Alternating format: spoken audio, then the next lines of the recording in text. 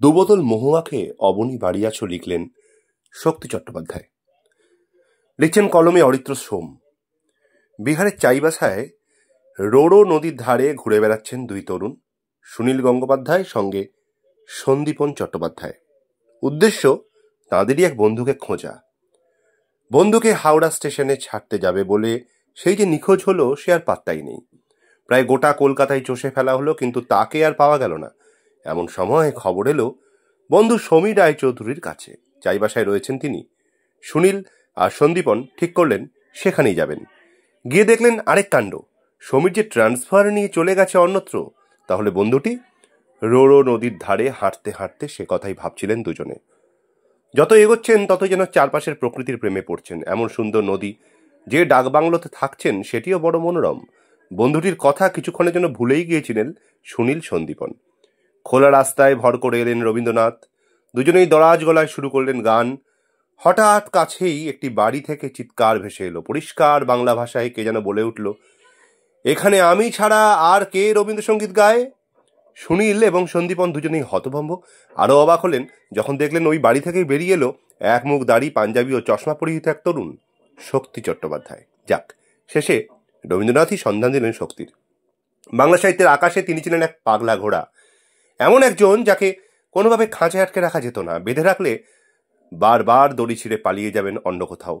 শক্তি চট্টোপাধ্যায়ের জীবন ছিল এমনই। উপন্যাস লিখতে লিখতে কখন যে কবিতার স্রোতে ভেসে গিয়েছিলেন বুঝতে পারেননি। ভাগ্যিস এসেছিলেন, না হলে কবিতার জগৎটা শাক্ত হতো না। শক্তির জীবনও ছিল এক মিথের মতো। তাকে নিয়ে কত গল্প কথা, কাহিনীর বেষ্টনী। একটি তথ্যচিত্রে নিজেই বলেছিলেন তার বিখ্যাত একটি কবিতা সৃষ্টির পেছনের গল্পটি। একবার মেদিনীপুরের হিজলিতে গেছেন শক্তি। শিক্ষকতা সূত্রে সেখানে তার দুই বন্ধু থাকতেন। তাদের সঙ্গে আড্ডায় গল্পে মেতে উঠেছেন তিনি। সেখানেই স্বভাববশত দুবোতল মহুয়া খেয়ে ফেলেন শক্তি। নেশায় আচ্ছন্ন শরীর, কিন্তু মন ততক্ষণে অন্য জগতে চলে গেছে। বেশিক্ষণ লাগলো না, একটি লাইন চলে এলো মাথায়। কাছে ছিল কিছু কাগজ। এক টানে সেগুলো নিয়ে লিখে ফেললেন আস্তে একটি কবিতা, অবনী বাড়িয়াছ। তারপর এক হাতে মহুয়া, অন্য হাতে পাণ্ডুলিপি নিয়ে সদ্য রচিত কবিতা পড়তে শুরু করলেন। কেউ কেউ বললেন কবিতাটি বন্ধু অবনী নাগকে নিয়ে লিখেছেন তিনি। সত্যি কিনা জানা নেই। কিংবা ধরা যাক প্রথম কবিতার বই বেরোনোর গল্প। 1958 সাল। ঔপন্যাসিক শক্তির মনে ততদিনে ভর করেছে কবিতা। এই সময় পাণ্ডুলিপি নিয়ে প্রকাশকের কাছে হাজির হলেন তিনি। তারপর সেই যে উধাও হলেন আর পাত্তা নেই। প্রকাশক একদিকে দিয়ে আসেন, তাকে দেখে ফুটপাত বদল করে চলে যান অন্য রাস্তায়। এ তো হলো মহা ঝামেলা। পরে জানা গেল কবি নিজে গিয়ে প্রেসে প্রুফ দেখে নিয়ে এসেছেন। বইয়ের নাম দিয়েছেন নিকশিত হেম। প্রচ্ছদ তৈরি হয়ে গেল। গল্প এখানেই শেষ হতে পারত, কিন্তু হলো না। প্রেসের মালিক বিরক্ত হয়ে গেলেন। পাণ্ডুলিপির কবিতা ফেলে দিয়ে নিত্য নতুন কবিতা যোগ করছেন শক্তি। সঙ্গে বদলে যাচ্ছে বইয়ের নামও। আর তখন ছিল লেটার প্রেসের যুগ। বারবার কম্পোজ করে বদলাতে গিয়ে নাজেহাল হয়ে যাচ্ছেন প্রেস মালিক। কিন্তু উল্টো দিকের মানুষটির নামও যে শক্তি চট্টোপাধ্যায়, তিনি সবাইকে ম্যানেজ করিয়ে ছাড়লেন। শেষ পর্যন্ত পাণ্ডুলিপি জমা দেওয়ার 3 বছর পর 1961 সালে শক্তির প্রথম কাব্যগ্রন্থ বেরোয়, নাম হে প্রেম হে নৈশব্দ। একটা সময় সুনীল গঙ্গোপাধ্যায় আর শক্তি চট্টোপাধ্যায়ের নাম একসঙ্গে উচ্চারিত হতো। এখনও সুনীল শক্তি একটি রূপকথার আখ্যান হয়ে আছে। জীবনের ওই দামালপনা, প্রতিটা মুহূর্তের গভীরে গিয়ে রসসাধন করা, এমনই ছিল তাদের যাপন। তখন সুনীল নিতান্তই তরুণ, সদ্য সাহিত্য জগতে পা রেখেছেন। পথ চলা শুরু হয়েছে কৃত্তিবাসেরও। কফি হাউসে টেবিল দখল করে চলতো আড্ডা, তর্ক এবং কবিতা পাঠ। পাশের টেবিলের একটি ছেলের দিকে বারবার চোখ যায় সুনীলের। মুখে দাড়ি গোপ, মাথায় পাতলা চুল, সে সর্বক্ষণ বিড়ি খায়। বিড়ি নিয়ে ছেলেটির অদ্ভুত টান, ওটা নাকি অভিমানী প্রেমিকার মতন। একটু খোঁজ নিতে জানা গেল স্ফুলিঙ্গ সমাদার নামে ছেলেটি গদ্য লেখে, আসল নাম শক্তি চাটুর্যে। পরবর্তী গল্পগুলো একটা মিথ। সেখান থেকেই জন্ম সুনীল শক্তির। শক্তির জীবনে কবিতা গদ্য বাদ দিয়েও আরও একজনের উপস্থিতি ছিল মারাত্মকভাবে, তিনি রবি ঠাকুর। ছোটবেলায় সেভাবে তাকে না পড়লেও পরে শক্তি যত পরিণত হয়েছে ততই ডুব দিয়েছে রবি ঠাকুরে। উদ্দাত্ত কণ্ঠে কবিগুরুর গান গাওয়া তো তার অঙ্গ হয়ে গিয়েছিল। সম্ভবত রবীন্দ্রনাথের গানই শক্তিকে সঙ্গীত রচনায় উদ্বুদ্ধ করে। গীতিকার শক্তি চট্টোপাধ্যায়ের কথা সেভাবে হয়তো আমরা সামনে পাইনি বলে শুনতে পাইনি। একটা সময় প্রায় 36টার মতো গান রচনা করেছিলেন তিনি।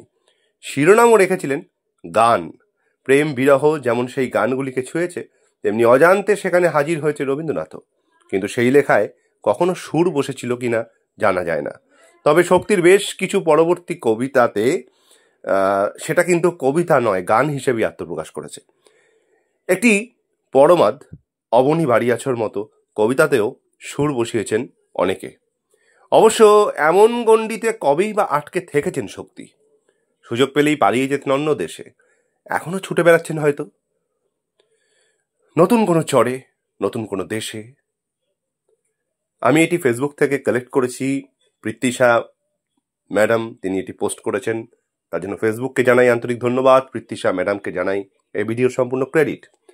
এবার এই লেখার বাইরে গিয়ে, এই প্রতিবেদনের বাইরে গিয়ে এর শেষটা একটু অন্যরকম করার ইচ্ছে আমার ব্যক্তিগতভাবে হলো, তাই আপনাদের জন্য একটু স্পেশাল আকর্ষণ থাকলো, শুনতে থাকুন।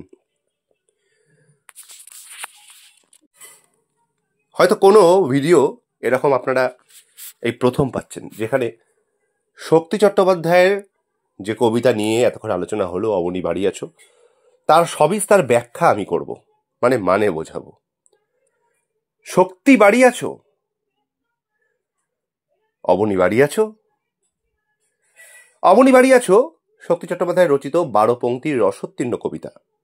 এটি তার ধর্মে আছো জিরাফে আছো কাব্যগ্রন্থের অন্তর্গত, যা 1965 সালের অক্টোবরে আশ্বিন বাংলার 1372 বঙ্গাব্দ বীক্ষণ প্রকাশ ভবন কর্তৃক প্রকাশিত হয়। অগাস্ট 1973 শক্তি চট্টোপাধ্যায় অবনী বাড়ি আছো শিরোনামে একটি উপন্যাস প্রকাশ করেন। দুয়ারে এটে ঘুমিয়ে আছে পাড়া, কেবল শুনি রাতের কড়া নাড়া, অবনী বাড়ি আছো। এই অবনী হলো কবি নিজেই, অর্থাৎ আমরা নিজেই বলতে পারেন।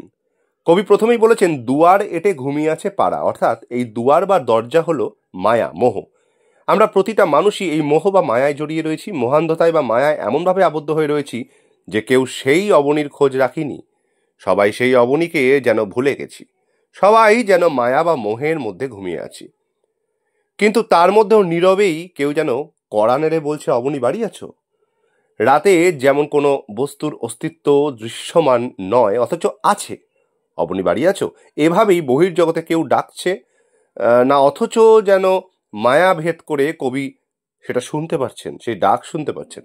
বৃষ্টি পড়ে এখানে 12 মাস, সেখানে মেঘ গাভীর মতো চড়ে, পরাণমুখ সবুজ নালি ঘাস, দুয়ার চেপে ধরে অবনী বাড়ি আছো। এখানে প্রথম 2 লাইনে এই মায়াময় জগতের খুব সুন্দর করে বর্ণনার জাল বুনেছেন কবি। তারপরেই বলেছেন পরাণমুখ সবুজ নালি ঘাস দুয়ার চেপে ধরে, অর্থাৎ এমন মায়ার জগৎ ছেড়ে, এত মোহময়তা ছেড়ে আমরা যেতে চাই না। এই ঘোর নেশাতুর মোহ যেন দুয়ার চেপে ধরে, মায়ার বাঁধন আর ছিঁড়তে পারি না, দরজা আর খুলতে চায় না। এখানে আমরা যেন ব্যর্থ হতে পারি, তবুও অব্যক্ত সেই ডাক ডেকেই চলে। একটু একটু যেন অনুভব করি সেই ডাক, অবনী বাড়ি আছো। আধেকলিন হৃদয়ে দুর্গামী, ব্যথার মাঝে ঘুমিয়ে পড়ি আমি, সহসা শুনি রাতের কড়া নাড়া, অবনী বাড়ি আছো। মায়ার মধ্যে থাকতে থাকতে আমরা যেন জীবনের একটা সময় এসে ক্লান্ত হয়ে পড়ি, নানান দুঃখ বেদনার মধ্যে থাকতে থাকতে অনেকটা অভ্যস্ত হয়ে পড়ি। ভেতরের অবনীকে এড়িয়ে থাকার কাছে যেন একটু মাথা নত করে ফেলি শেষ পর্যন্ত। ভেতরের অবনী যেন মাঝে মধ্যে কড়া দিয়ে ওঠে। অর্ধেক লীন হয়ে যাওয়া দুর্গামী ব্যথা, অর্থাৎ গভীর ভেতরের খানিক অভ্যস্ত হয়ে যাওয়ায় ব্যথার মধ্যে ঘুমিয়ে পড়ি। এ ঘুম যেন নেশায় আচ্ছন্ন হয়ে পড়ে থাকার মতোই। এর মধ্যেও যেন একটু একটু টের পাওয়া যায় সেই ডাক, অবনী বাড়ি আছো। আমি এই ব্যাখ্যাটি সম্পূর্ণ ইন্টারনেট সোর্স থেকে পেয়েছি। এটি লেখা হয়েছিল, সুমন ঘোষ লিখেছেন, তার জন্য সুমন ঘোষ মহাশয়কে ধন্যবাদ জানাই। কফি হাউস পত্রিকাতে এটি রিলিজ হয়। Suman Ghosh state aided college teacher, Bangla বিভাগ, তেহট্ট সদানন্দ মহাবিদ্যালয়। তো আমি এই ব্যাখ্যার ক্রেডিট সুমন ঘোষ মহাশয়কে জানাই। সর্বশেষ, যেটা না হলেই নয় এই প্রতিবেদনের, আমি আমার এই ক্ষুদ্র প্রচেষ্টায় এই কবিতাটি সেপারেটলি একটি ভিডিওতে আমি অনেকদিন আগে আমার কণ্ঠে পাঠ করেছিলাম। শেষটা অবনী বাড়ি আছো 2 লাইন শুনিয়েই শেষ করা যাক। অবনী বাড়ি আছো, শক্তি চট্টোপাধ্যায়। দুয়ার এটি ঘুমিয়ে আছে পাড়া, কেবল শুনি রাতের কড়া নাড়া, অবনী বাড়ি আছো। বৃষ্টি পড়ে এখানে 12 মাস, এখানে মেঘ গাভীর মতো চড়ে, পরাণ মুখ সবুজ নালি ঘাস, দুয়ার চেপে ধরে, অবনী বাড়ি আছো। আধেক লীন হৃদয়ে দুর্গামী, ব্যথার মাঝে ঘুমিয়ে পড়ি আমি, সহসা শুনি রাতের কড়া নাড়া, অবনী, বাড়ি আছো? দুয়ার এটে ঘুমিয়ে আছে পাড়া, কেবল শুনি রাতের কড়া নাড়া।